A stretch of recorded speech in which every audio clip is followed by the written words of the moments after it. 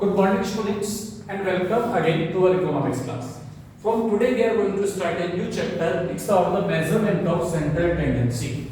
In this chapter we study about different type of central tendency, what are their meaning, what they explain. First we study in central tendency their introduction and their meaning and definition.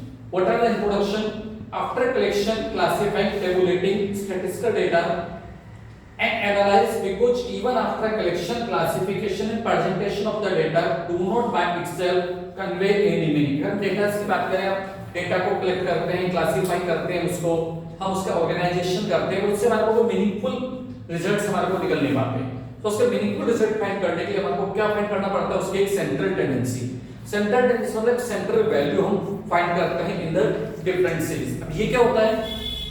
Measure of central tendency or an average of a frequency distribution is a single value or single figure which can be regarded as a representative of whole distribution। मतलब ऐसा single number जो कि पूरी series का representation करता है, और generally इस नंबर को बोलते हैं average of the series. In other words, a central tendency or an average is a single number or a single figure that represents the entire data। अबे अलग-अलग जो स्टैटिस्टिशियंस हुए हैं उन्होंने अलग-अलग डेफिनेशन दिया इसके बारे में। अकॉर्डिंग टू स्पाइगल क्या कहते हैं? An average is a value which is typical or representative of a set of data। अगर बात करें according to Clark and Schkade, an average is an attempt to find one single figure to describe the whole of figure। और in general observation we can say that the data on variable led to cluster around some central value or average। तो central value क्या हुआ हमारे लिए? एक ऐसा average जिसके चारों तरफ जो डिफरेंट डेटास हैं वो एक तरह से बोल सकते हैं ग्रुपिंग करते हैं या उनकी डेंसिटी ज्यादा होती है। आप देखते हो डे टू डे लाइफ में एवरेज को कई बार काम में लेते हैं। आपके लिए जैसे कॉमन से आपसे कहते हैं आपके एग्जाम में कितने परसेंटेज आए, तो जितने परसेंट आपने एग्जाम के अंदर स्कोर करा है वो भी हमारे लिए एक प्रकार से सेंट्रल टेंडेंसी। तो सेंट्रल टेंडेंसी क्या हुआ? It's average value of the series. In very simple words we can say that it is the average value of the series. So when we make central tendency or average value, what are its objective? जब central value find करते हैं तो उसके क्या objectives होते हैं, तो उसको फाइंड करते हैं। To present the data in a summarized form। हम जो डेटा प्रेजेंट करते हैं उसको कैसे प्रेजेंट करेंगे? समराइज फॉर्म मतलब कि शॉर्ट में। जैसे मान लीजिए आपसे पूछा कि आप कितने परसेंट आए एग्जाम में, तो परसेंटेज बता दोगे इतना परसेंट आए। बट अगर ये आपसे कहा जाए अगर आप डिफरेंट सब्जेक्ट्स के नंबर बताने लगोगे तो जो लर्नर है जिसका मार्क्स बता रहा है वो कंफ्यूज हो जाएगा। आपने बताया मेरे अकाउंटेंसी का इतना नंबर है, इकोनॉमिक्स का इतना, बिजनेस स्टडी इतना, इंग्लिश इतना, मैथ्स इतना है या फिजिकल इतना है। अब यहाँ पर जो लर्नर है वो कंफ्यूज हो जाएगा कितने मार्क्स हैं इसके। तो आपने क्या करा? उसके एक एवरेज वैल्यूज को शो कर देंगे इतने परसेंटेज मार्क्स हैं। So to present the data in the summarized form, we find central tendency. It is also helpful decision making। इसका बहुत बड़ा हमारे लिए रोल होता है डिसीजन मेकिंग के साथ। देखते हैं डिफरेंट कॉलेज है, यूनिवर्सिटीज है, आफ्टर 12th क्लास आप एडमिशंस लेते हैं तो वहां पर क्राइटेरिया क्या होता है? Percentage. So it is helpful for taking the decisions. हमारे फ्यूचर के रिगार्डिंग जो डिसीजंस लिए जाते हैं उसमें बहुत बड़ा रोल होता है एवरेज नंबर्स का। टू फैसिलिटेट कंपैरिजन, हम इससे कंपैरिजन कर सकते हैं। जनरली आप देखते हैं बहुत सारे टीचर्स बच्चों के मार्क्स या एवरेज मार्क्स के अकॉर्डिंग उनका कंपैरिजन करते हैं, किसकी परसेंटेज ज्यादा है, 90% से ऊपर वाले कितने बच्चे हैं, 80% से ऊपर वाले कितने बच्चे हैं। तो ये क्या होता है? It's useful for the comparison. Government इसको यूज में लेती है, हमारा पर कैपिटा इनकम कितनी है, हमारा जीडीपी ग्रोथ रेट कितना है। So it's also used for the comparison. HDI human development index कितना है डिफरेंट कंट्रीज का, so it's also used as the HD and to facilitate comparison. Basis of statistical analysis, जितना भी statistical analysis करते हैं, जैसे मान लीजिए इंडेक्स नंबर ऑफ फाइंड करते हैं या कोरिलेशंस फाइंड करते हैं, ठीक है। इसी तरह हम आप बोल सकते हो मीन डेविएशन फाइंड करते हैं, स्टैंडर्ड डेविएशन फाइंड करते हैं। तो इन सब के अंदर हमारे लिए किसका रोल होता है? Central tendency. मतलब आपको पहले सेंट्रल टेंडेंसी फाइंड करनी पड़ती है, after it you can find all this. It is also make the representation of the entire universe. ये पूरे यूनिवर्स का स्मॉल रिप्रेजेंटेशन भी करता है। जैसे हमारा बोले क्लास के अंदर एवरेज अटेंडेंस कितनी है, तो आपको उससे पता चलता है क्लास में कितने बच्चे परसेंट हैं। जैसे आपने एग्जांपल था आपके एवरेज मार्क्स कितना है, तो उसमें आपको पता चलता है स्टूडेंट्स कितना इंटेलिजेंट है। तो ये क्या करता है, एंटायर यूनिवर्स का रिप्रेजेंटेशन भी करता है।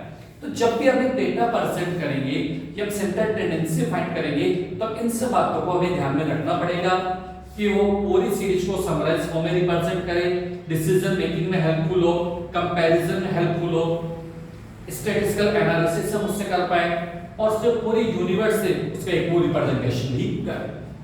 Next is what are the requirements of ideal mean और आइडियल सेंटर टेंडेंसी। अगर आइडियल सेंटर टेंडेंसी फाइंड करना चाहते हैं, आदर्श, अच्छी, द बेस्ट, तो उसके लिए हमारे को क्या क्या रिक्वायरमेंट्स होंगे। इजी टू अंडरस्टैंड, एक सेंटर टेंडेंसी ऐसा होना चाहिए जो आसानी से समझ में आ जाए। जैसे आपने किसको आपके एवरेज मार्क्स बताए तो उसको बहुत आसानी से समझ में आ रहा है, so it must be easy to understand. Second, simple to compute, it means हम उसको इजीली कैलकुलेट कर पाए। कैसे उसका कैलकुलेशन बहुत ज्यादा क्रिटिकल हो और एक नॉर्मल पर्सन उसको फाइंड नहीं कर पाए। Based on all the observation, एक जो स्टैंडर्ड या आइडियल आप बोल सकते हो सेंटर टेंडेंसी होता है, वो सारे वैल्यूज को कवर करता है। It must be include all the number of observations. It's also capable of further algebraic treatment, it means हम उसका फर्दर मैथमेटिकल या अलजेब्रिक यूज कर पाए। जैसे मान लीजिए x बार, हम x बार काम में लेते हैं, हम x बार से standard deviation, mean deviation find करते हैं, so it will be useful for the further mathematical और algebraic treatment. Not affected by extreme observation, yes it must be not affected by the extreme observation, extreme observation से उससे effect नहीं। आप छोटा सा example से इसको समझना, मान लीजिए एक बिल्डिंग के अंदर 5 फैमिलीज रहती हैं, 4 फैमिली की मंथली इनकम है 20,000 और जो 5th फैमिली उसकी मंथली इनकम है 1,20,000। अगर हम एवरेज फाइंड करेंगे तो 20 20 20 20 80,000 और 5th फैमिली का इनकम है 1,20,000, so 1,20,000 plus 80,000 equal to 2 lakh and 2 lakh divided by 5 40,000।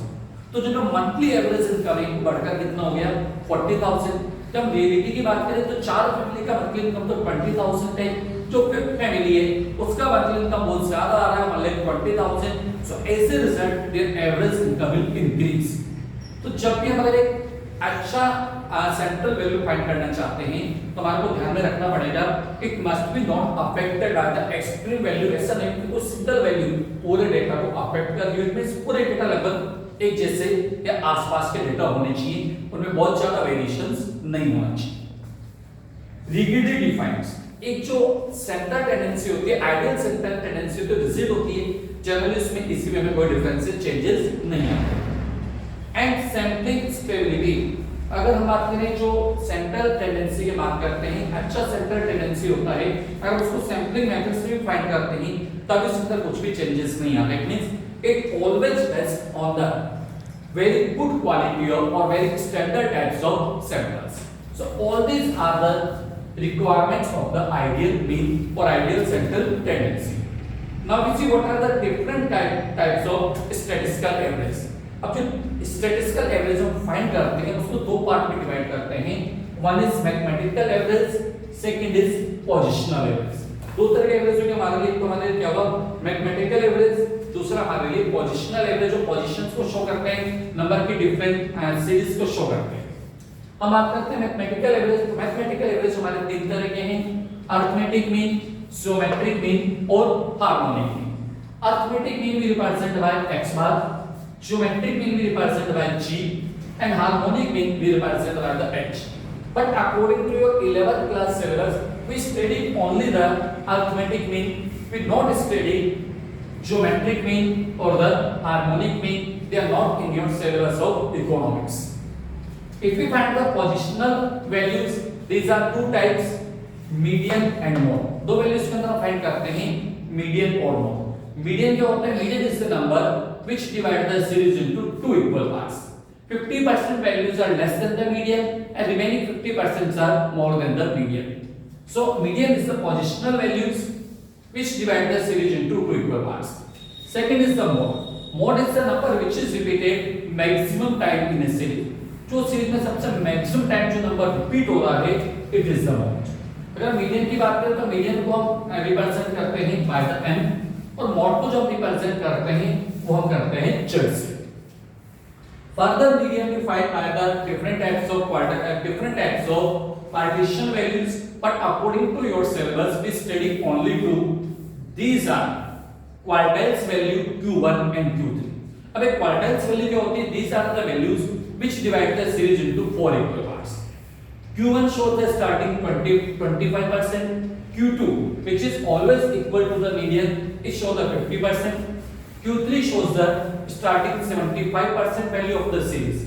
So we find two partition values also. These are the Q1 and Q3. So in today's class, I give a brief introduction about the central tendency and what are the different types of central tendency. In the next class, we study or we start from the arithmetic mean. What is the meaning of arithmetic mean? How we can find the arithmetic mean in the different series? As we studied, there are three series.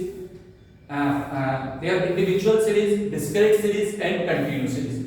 How we can find this arithmetic mean in the individual series? There are two methods: direct method and shortcut method. In the discrete, we also see direct and shortcut. And when we study continuous series, we use three methods: direct method, shortcut method, and third is the step deviation method. If we use any method, we always find the same answer. So in the next class, we start numerical portion or calculation portion of arithmetic mean, how we can find it in the different series. Thank you.